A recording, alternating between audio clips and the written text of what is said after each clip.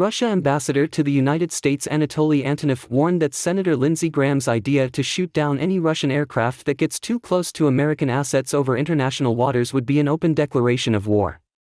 A Russian Su-27 fighter jet struck the propeller of a U.S. military Reaper surveillance drone on Tuesday, causing it to crash into the Black Sea in an incident condemned as reckless by the U.S. military. Antonov's statement was published by the Russian embassy in response to comments by Graham while appearing on Fox News Tuesday. Speaking to host Sean Hannity, the South Carolina Republican suggested that President Joe Biden should tell Russia, "If you ever get near another U.S. asset flying in international waters, your airplane will be shot down."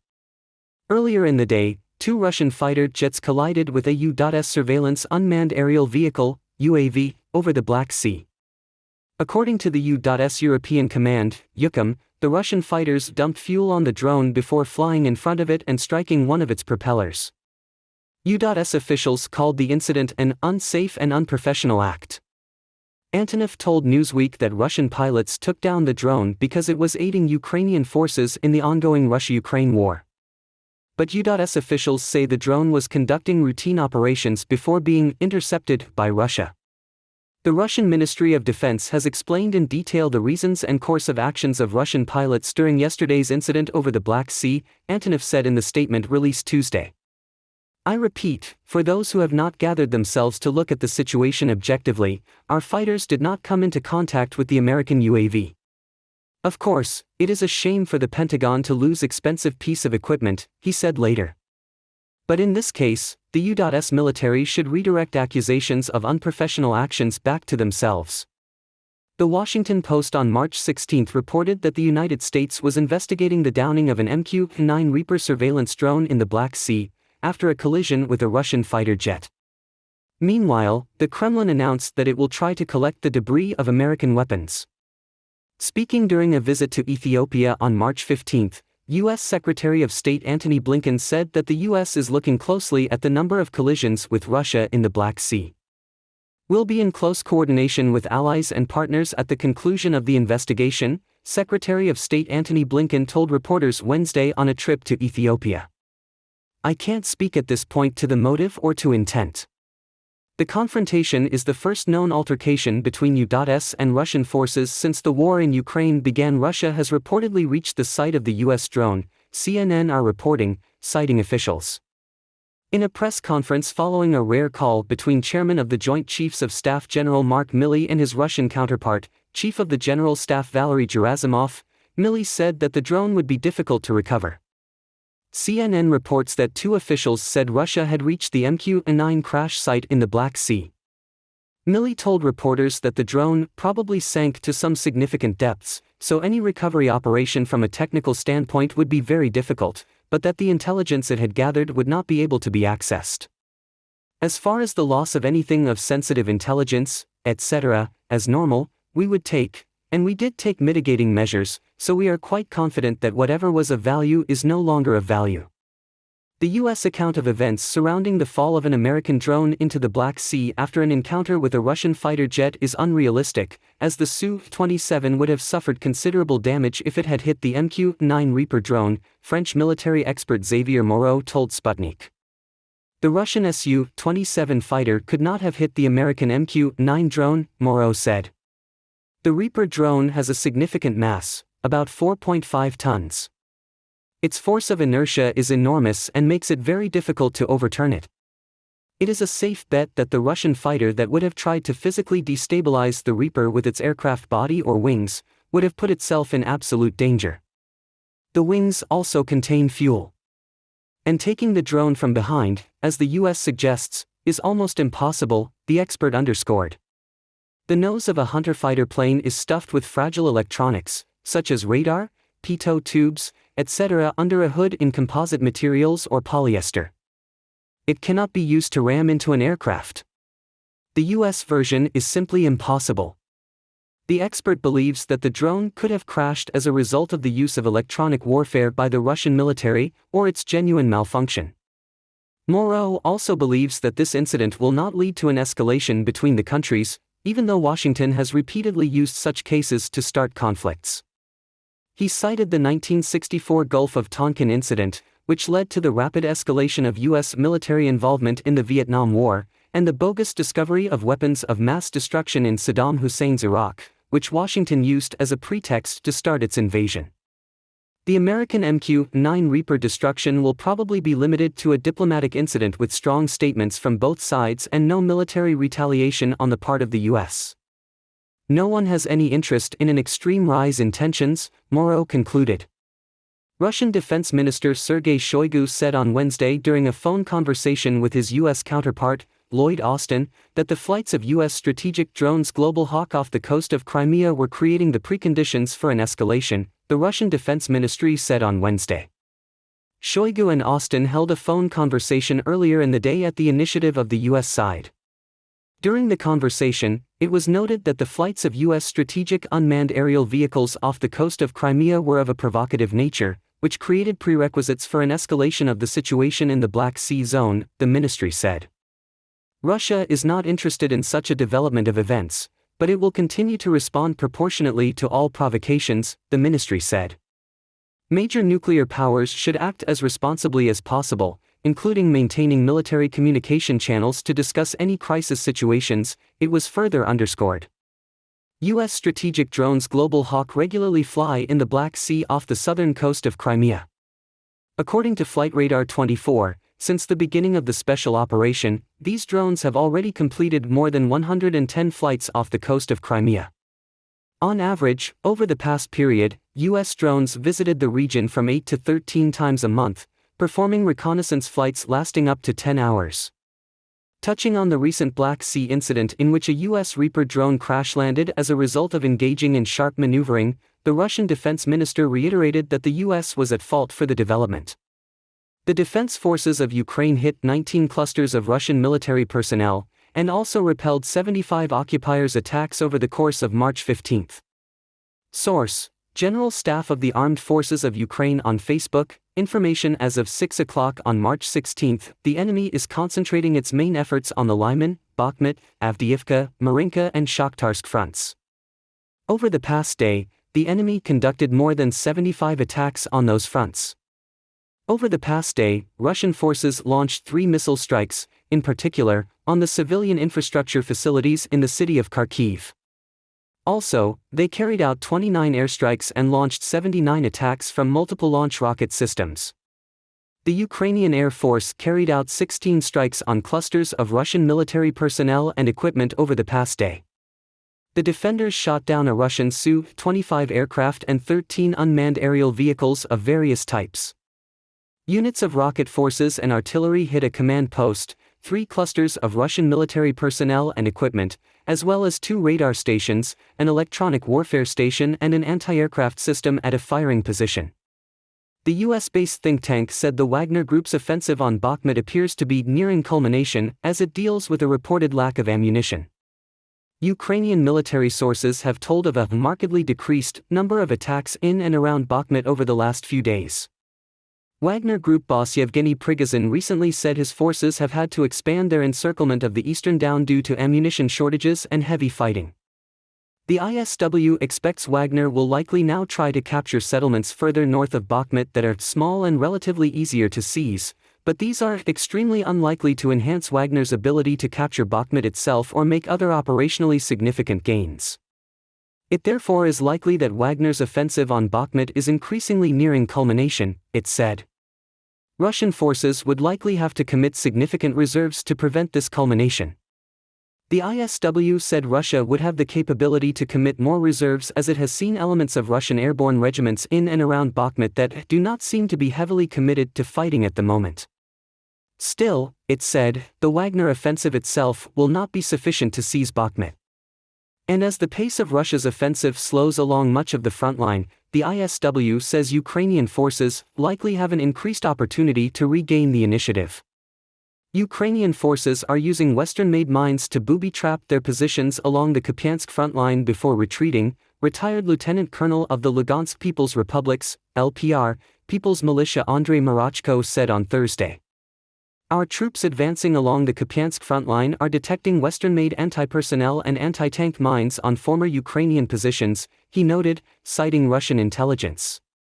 According to Marachko, most of the mines are made in the US, Germany and France. In addition, there are also unmarked mines that look like the ones made in the Soviet Union, he added. The Russian Defense Ministry announced on Wednesday that 6 assault groups had taken partial control of an industrial zone on the Kupiansk front line. Delegations from the United States, Canada and the EU, in anticipation of the upcoming second Russia-Africa summit, are demanding that African leaders in fact stop cooperation with Moscow, Russian Foreign Ministry Ambassador-at-Large Oleg Ozerov told Sputnik. There are many examples of this kind. First of all, delegations that come almost daily from Washington and from other Anglo-Saxon countries, from Canada, Great Britain, as well as from the European Union, literally besiege African leaders and African power bodies, parliaments, Ozerov said. They nearly demand that cooperation with Russia be stopped, he said. After the start of Russia's special military operation in Ukraine more than a year ago, the West stepped up sanctions pressure on Russia, which led to an increase in prices for electricity, fuel and food in Europe and the United States. MC, Poland claims to have broken up a Russian espionage network operating in the country. Broadcaster RMF reported on Wednesday that Polish security services had detained 6 people suspected of spying for Russia. According to the broadcaster, the group had been planning sabotage activities. An espionage network operating in Poland has been broken up by the country's security services, Poland's defense minister has said. Speaking on the network, Polish Defense Minister Mariusz Błaszczak has told state broadcaster Polski Radio 1, "This is undoubtedly proof that the Polish services work for the security of our country in a very efficient manner." Sky News is not able to verify these reports. RMF reported that Polish security services had detained 6 people suspected of spying for Russia and claimed the group had been planning sabotage activities. The report said the 6 people arrested were from countries to the east of Poland and were working for Russian intelligence. MC, ex-Soviet Moldova is no longer receiving Russian gas or enduring the blackmail imposed by gas giant Gazprom over its difficulties in paying for supplies, the country's energy minister said. Viktor Parlikov, speaking to TV8 television on Wednesday evening, said Gazprom had been providing supplies only to Moldova's Russian-backed Transnistria separatist region since December, with none going to central authorities in Chisinau. He said Moldova, wedged between Ukraine and European Union member Romania, was able to secure European supplies thanks to €300 million, $318 million, in credits from the European Bank for Reconstruction and Development. But Transnistria, he said, has never paid Gazprom for the gas it receives. Transnistria did pay for gas before and it's not paying now, Parlikov said. Gazprom puts up with debts from there. But when the rest of Moldova was getting gas, the Russian company resorted to supply cuts, to blackmail. After the dissolution of the Soviet Union in 1991, Transnistria declared its secession from Moldova, sparking a military conflict in 1992 that ended with a ceasefire in July of the same year. Later, Russia deployed peacekeepers in Transnistria.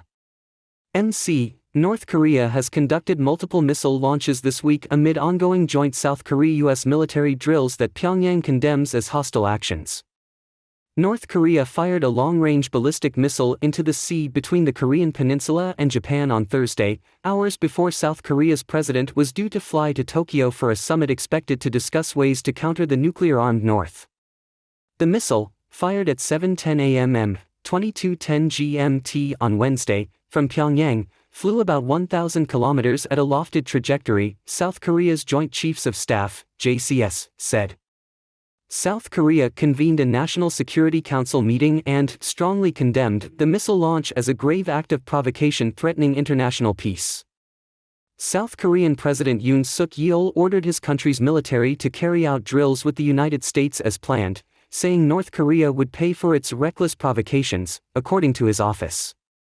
It most likely landed outside Japan's exclusive economic zones, 200 kilometers west of Oshima Island in Hokkaido, northern Japan, the ministry said.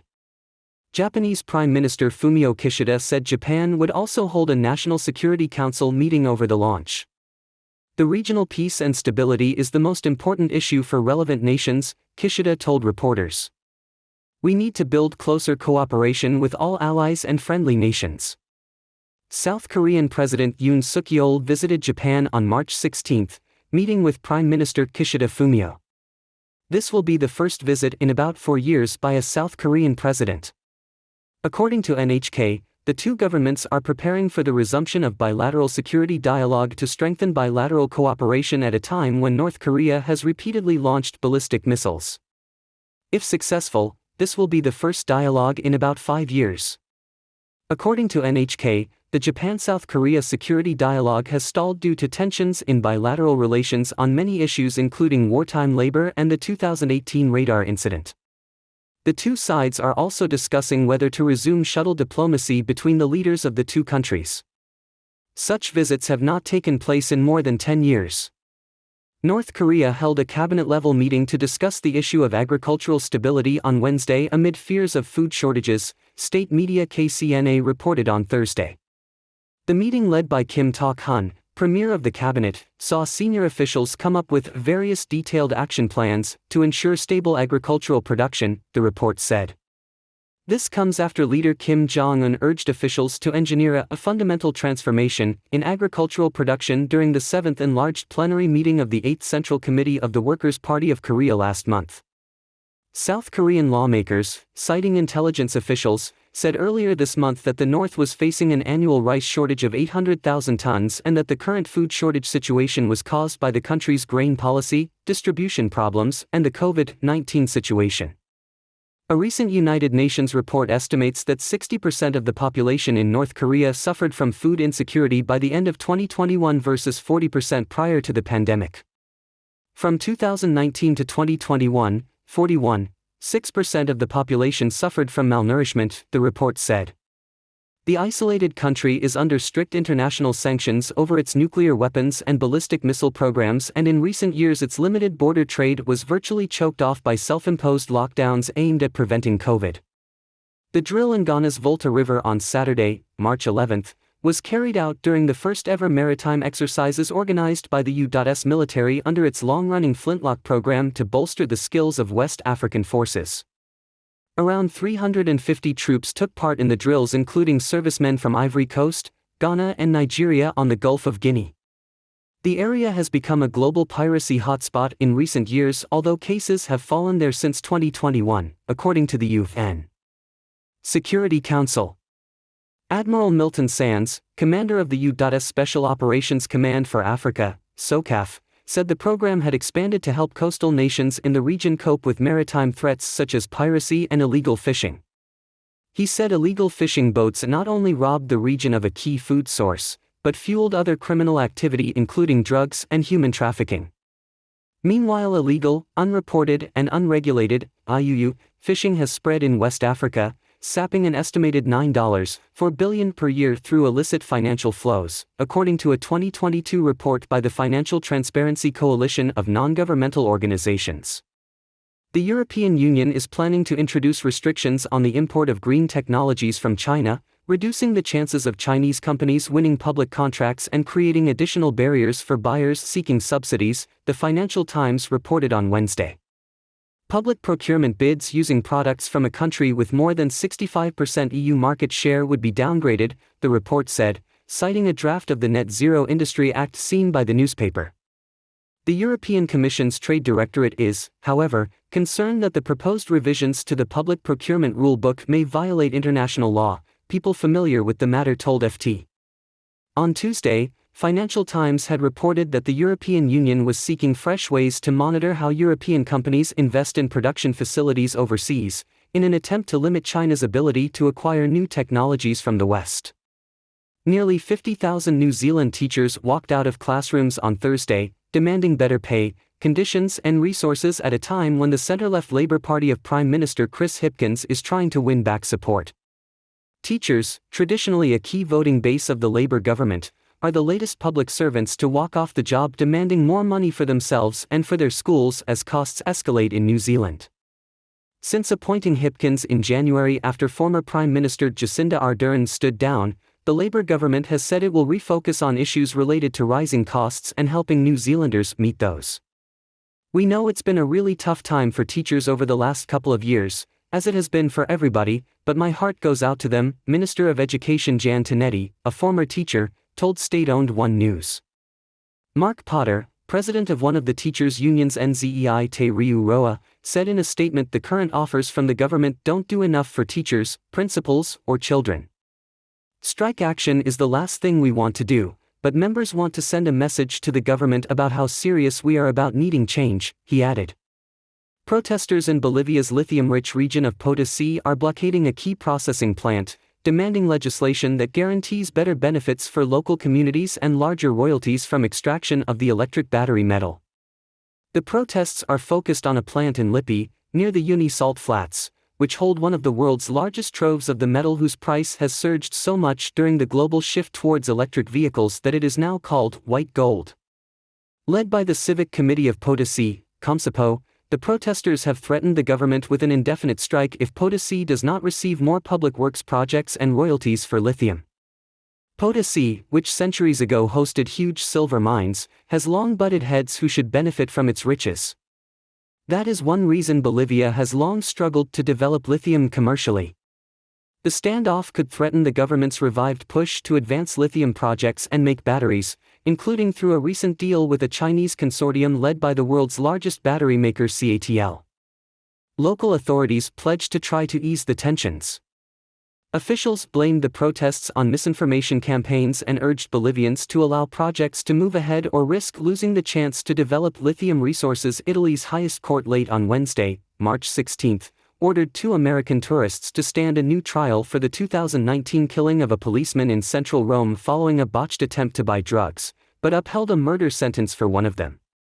Last year an appeals court had convicted Finnegan Lee Elder, who was 19 at the time, to 24 years in jail for stabbing Mario Cerciello Riga to death in Rome, while his friend, Gabriel Christian Natale Hjorth, then 18, was handed a 22-year term.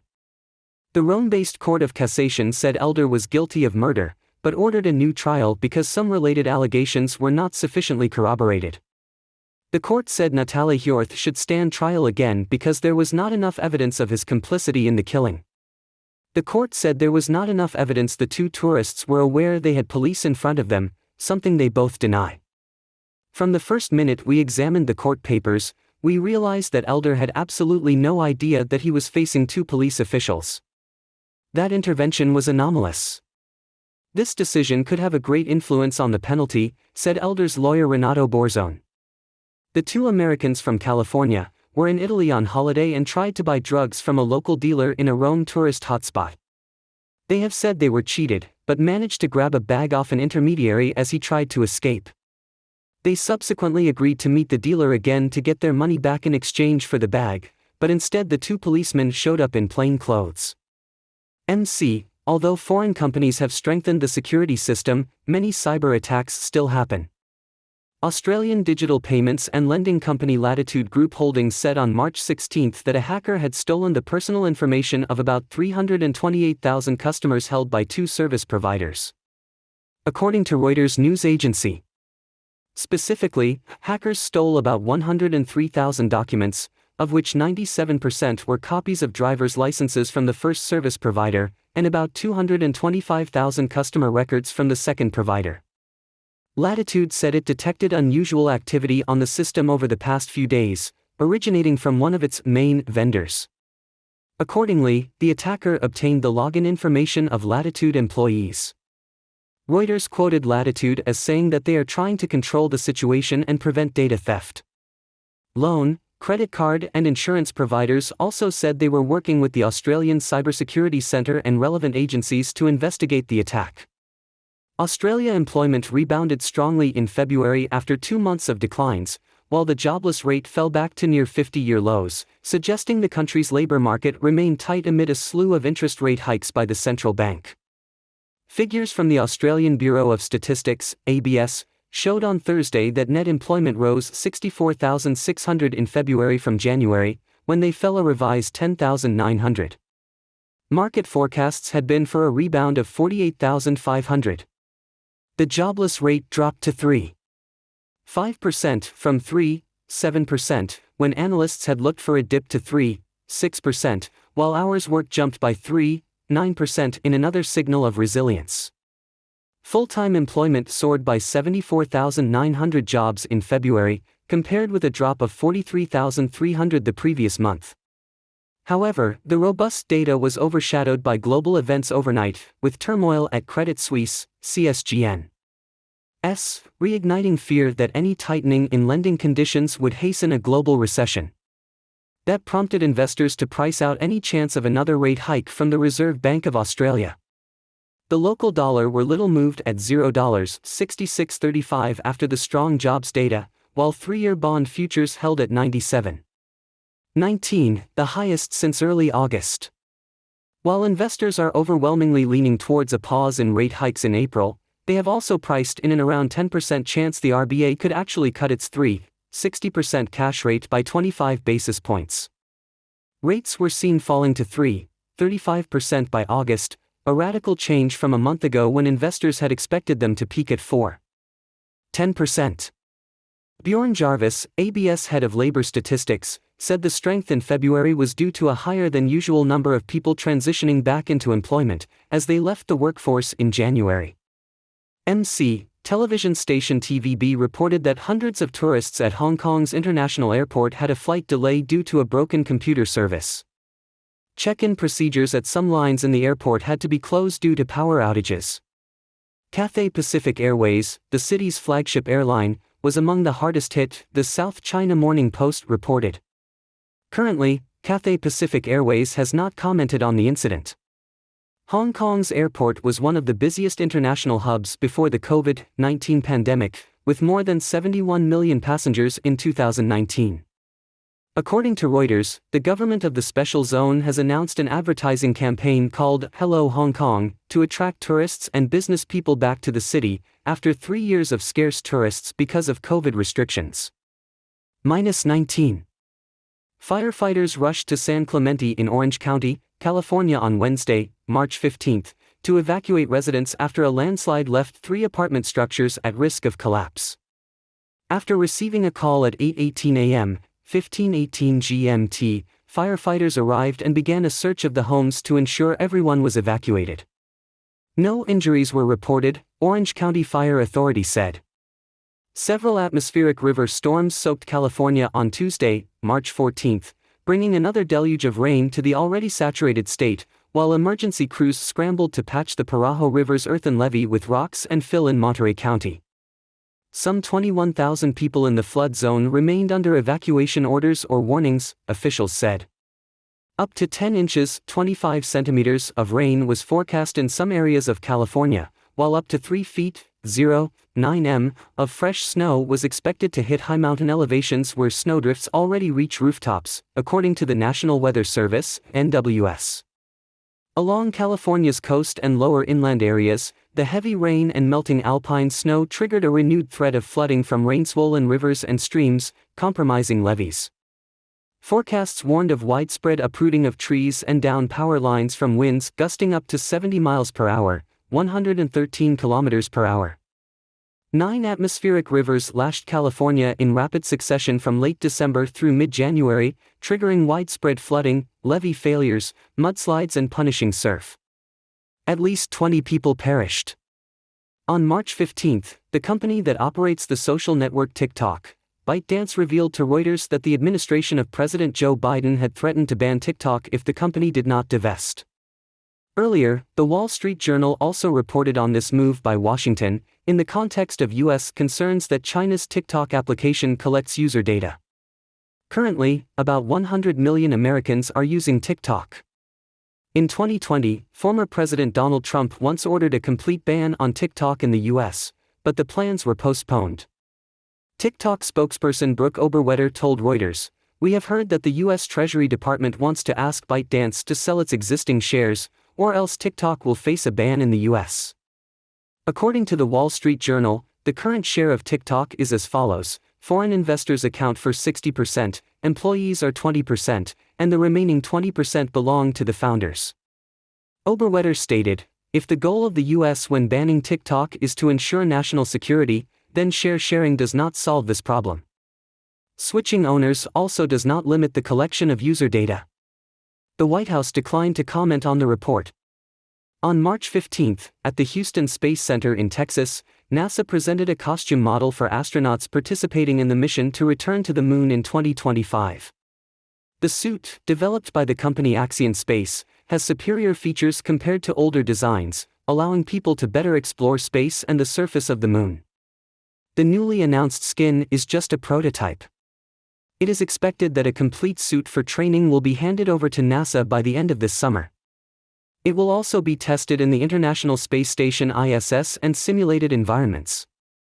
Currently, NASA is preparing other new instruments for the Artemis 3 mission, such as the lunar lander. Recently, about 20 chefs from all over Libya gathered in the city of Sabratha, 70 kilometers west of the capital Tripoli, to work together to prepare a giant plate of food, an activity within the framework of the Festival of Honor. Couscous, the traditional dish of this country. The couscous dish has a diameter of 4 meters, including 2,500 kilograms of couscous seeds steamed with the meat of 5 camels and vegetables. Libyans often eat this dish with a spoon or hand during special events and on New Year's Day according to the Muslim Hijri calendar. One festival participant named Khaled Zardi said, "I am from Tripoli. Couscous is a very tasty dish. I think others had a great day just like me." Couscous is not only a popular dish in Libya but also in other countries in North Africa. Ali Al-Futami, the organizers said, recently, the countries of the Maghreb region, Tunisia, Algeria, Morocco and Mauritania have submitted an application to the United Nations Educational, Scientific and Cultural Organization, UNESCO, to register the dish couscous as the intangible heritage of humanity. This effort was successful in 2020, but unfortunately Libya did not participate. Therefore, we actively organize activities to revive the Libyan Couscous Day. We want to send a message to the Libyan government officials as well as to UNESCO that couscous is also Libyan, just like other countries in the Maghreb region. This is the third year Couscous Day is celebrated in Libya.